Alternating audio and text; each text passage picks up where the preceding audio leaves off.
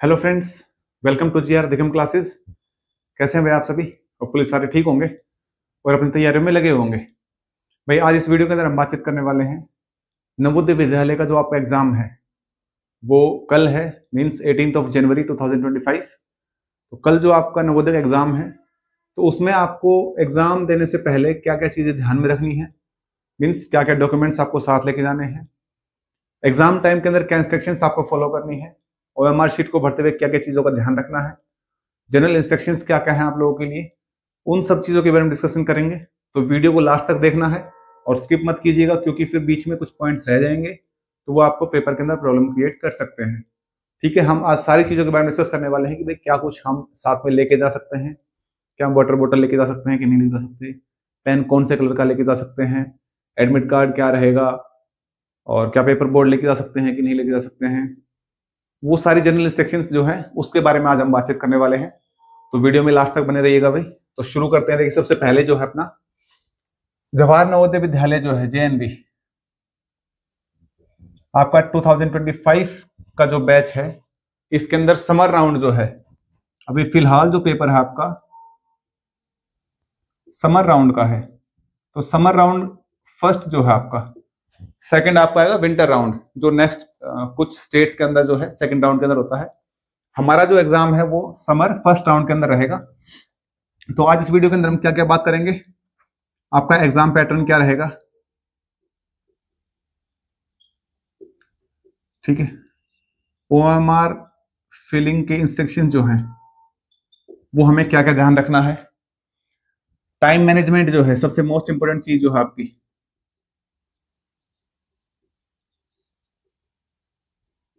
हमें exam time के अंदर कितना समय मिलने वाला है एग्जाम को अटेम्प्ट करने के लिए, कितने क्वेश्चंस रहेंगे, टाइम मैनेजमेंट पूरा आपका, ठीक है। उसके बाद जो आपकी जनरल इंस्ट्रक्शंस हैं एग्जाम से रिलेटेड, जो आपकी रिगार्डिंग एग्जाम,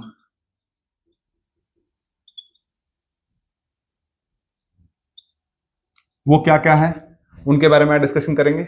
इसको मैं यहीं लिख देता हूं भाई।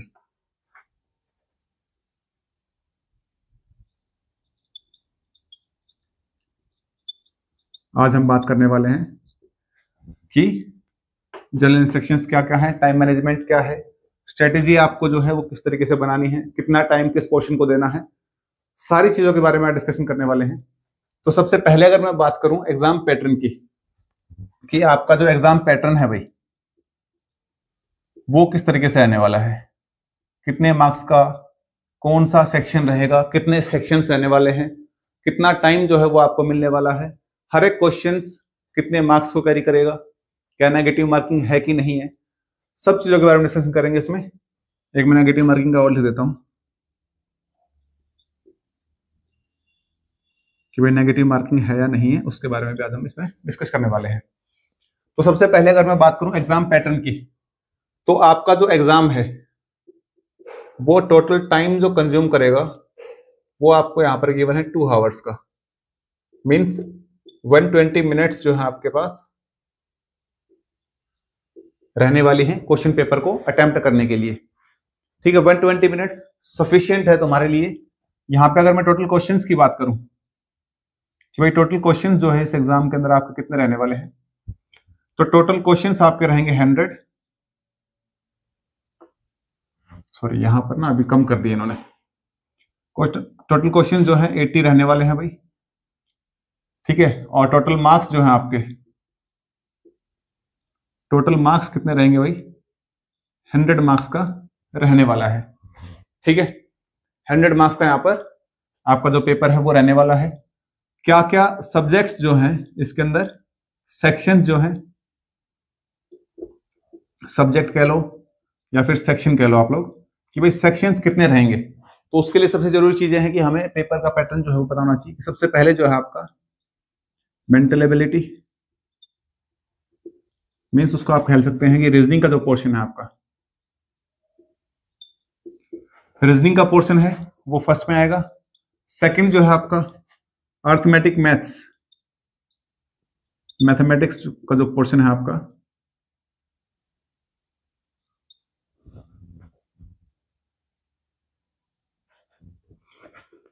थर्ड जो पोर्शन है आपका वो लैंग्वेज का रहने वाला है भाई। हमारे पास इंग्लिश का रहेगा, जो दूसरे स्टेट से बच्चे हैं उनके हिसाब से जो उनकी लैंग्वेज है वहां की वो रहने वाली है।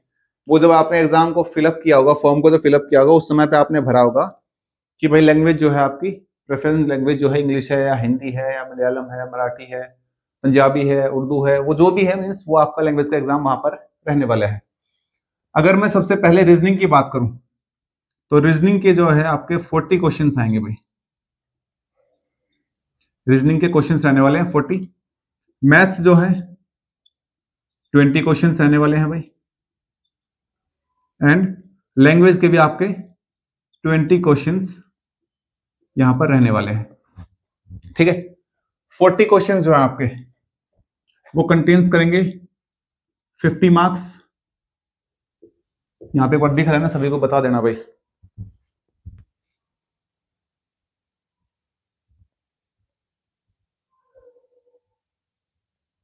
यस, 50 मार्क्स जो है वो कंटेन्स करेंगे।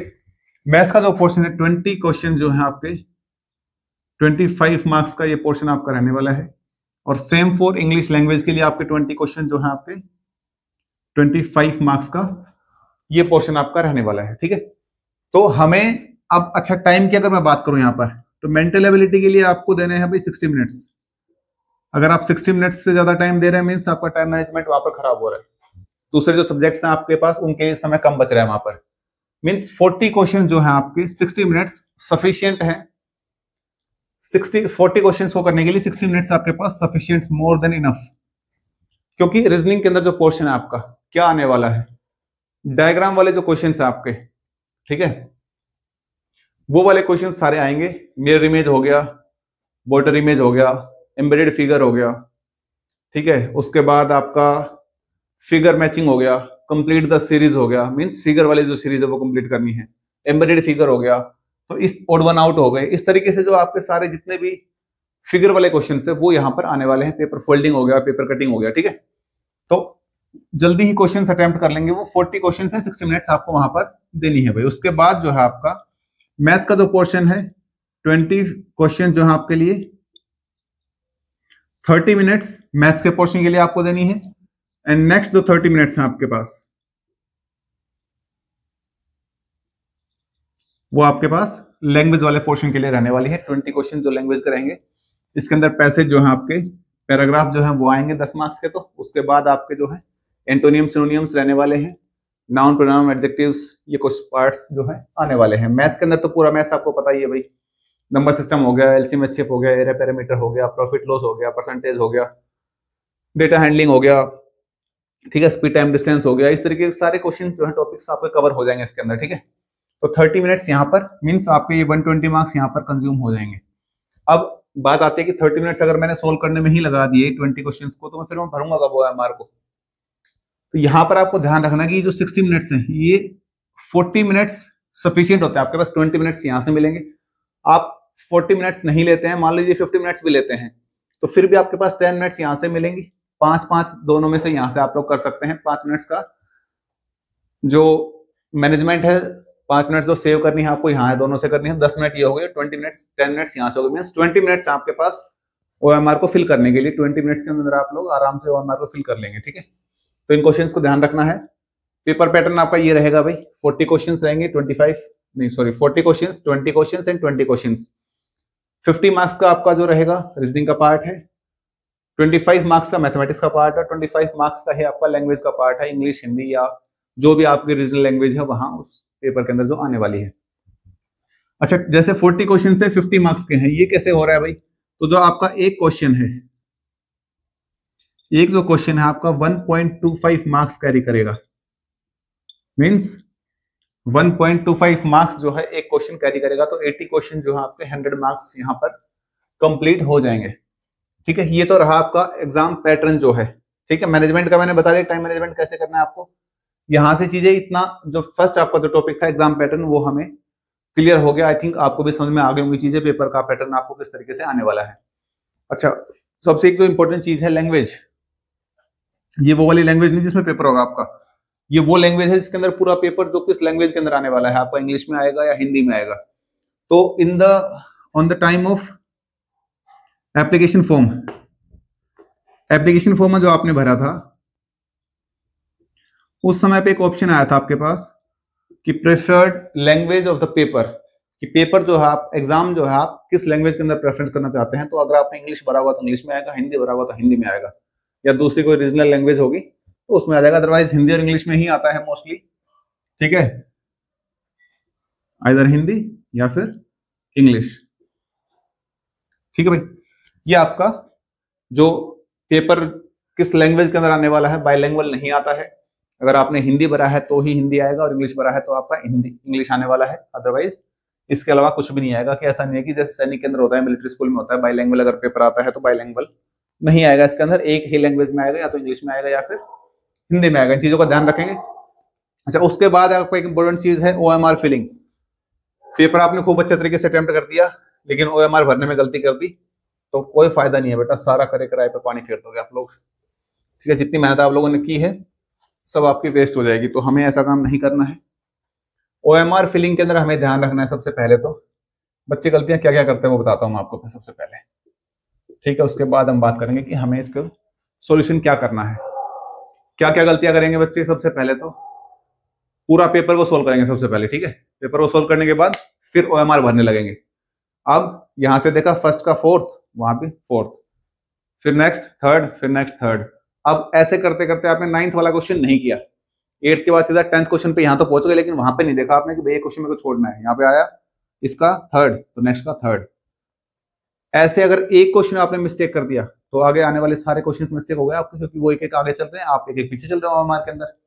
भाई लक कोई अगर ठीक हो गया तो ठीक हो गया, अदरवाइज सारे क्वेश्चन हो गलत। तो इसको करने का जो सही तरीका है, एक दूसरे कई बार बच्चे क्या करते हैं, एक क्वेश्चन सोल्व किया उसी को OMR में भरने लग गए, टाइम कंज्यूमिंग हो जाता है। एक बार आपको यहाँ ध्यान लगाना पड़ रहा है, एक बार आपको यहाँ कंसंट्रेशन करना पड़ रहा है। तो इन चीजों से बचें और सबसे पहले अपना पेपर को अटेम्प्ट करें। एक क्वेश्चन अटेम्प्ट कर ले या फिर कोशिश करें कि सारे ही अटेम्प्ट कर ले फटाफट से।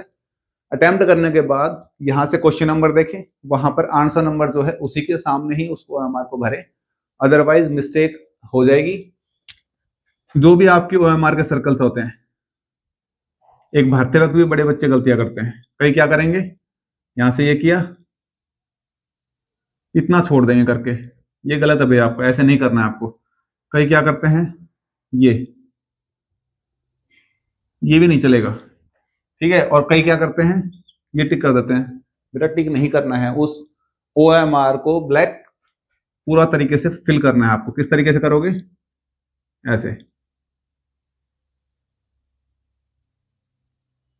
ध्यान देना है, क्योंकि OMR भरते वक्त अगर आपने गलती कर दी तो ये समझ लो आपका पूरा पेपर करे कराए पे पानी फेर दोगे आप लोग।